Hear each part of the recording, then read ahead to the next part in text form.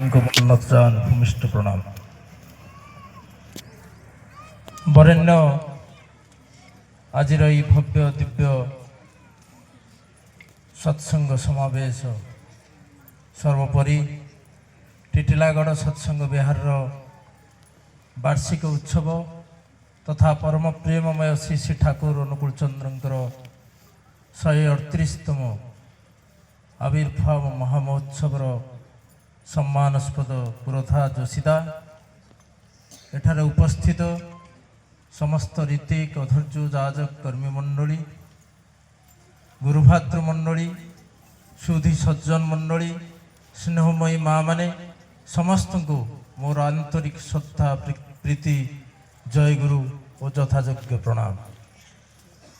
मोर परम सौभाग्य आज आपण मानक सहित ए दिव्य समावेश संयुक्त ही प्रिय परम श्री श्री ठाकुरंकर ए दिव्य स्पर्श लाभ करिवार सौभाग्य अर्जन करिछि।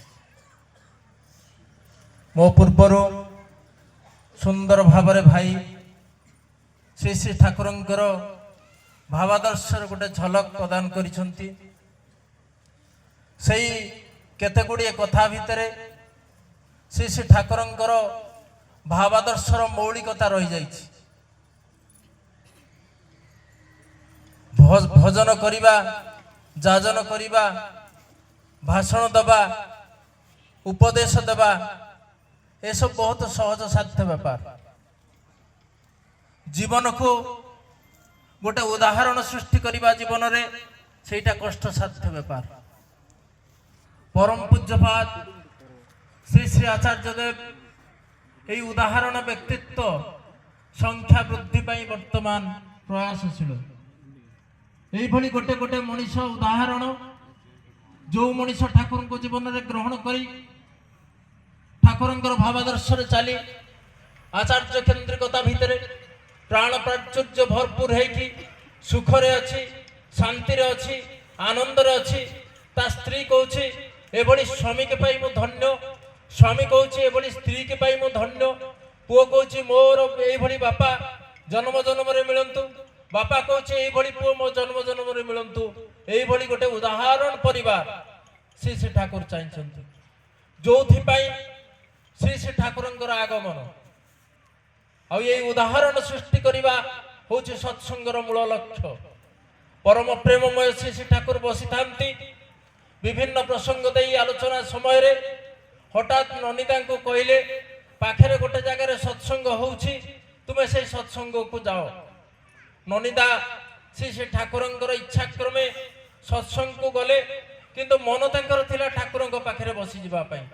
ठाकुर जेतेबेले कहउछंती जीवाको ही तो पड़िबो सत्संग को गले सत्संग रे जाई बसिले भजन कीर्तन आलोचना जा सब हैला मंत्रमुग्ध परि सुनिले एवं तापरे आसिले ठाकुर प्रतीक्षा करी बसी थांती ननिदांक ठारू सते जेमिति किछि कथा सुनिबे।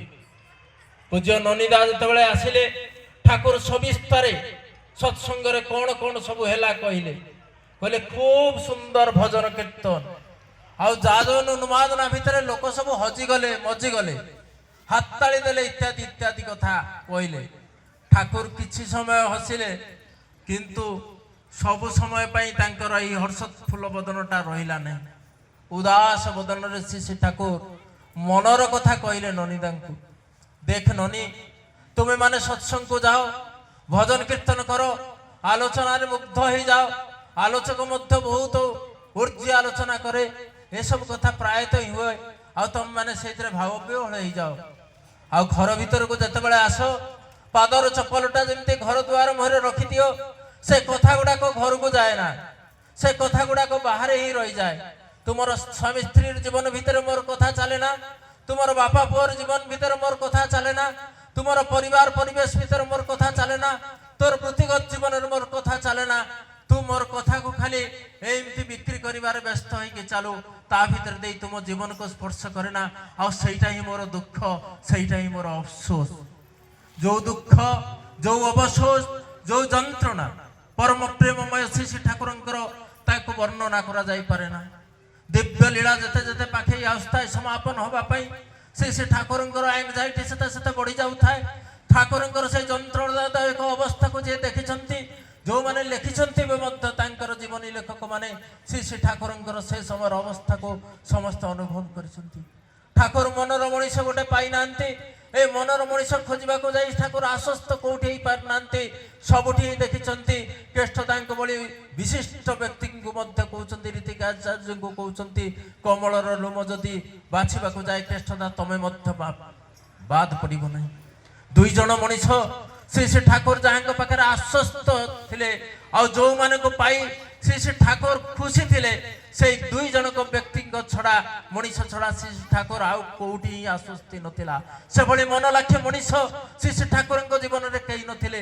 ତାଙ୍କ ଭିତରୁ ଜଣେ ହଉଛନ୍ତି ଜଗଜ୍ଜନନୀ ଶ୍ରୀ ବଡ଼ ମା, ଆଉ ଜଣେ ହଉଛନ୍ତି ପରମ ପୂଜ୍ୟପାଦ ଶ୍ରୀ ବଡ଼ଦା, ଯିଏକି ତାଙ୍କର ମନର ମଣିଷ, ତାଙ୍କର ମନର କଥା ବୁଝନ୍ତି, ତାଙ୍କର ଇଙ୍ଗିତ ବୁଝନ୍ତି ଆଉ ତାଙ୍କର ଉଦ୍ଦେଶ୍ୟ ଯାହା କିଛି ତାକୁ ବୁଝି କାର୍ଯ୍ୟରେ ପରିଣତ କରିବାକୁ ଚେଷ୍ଟା କରନ୍ତି।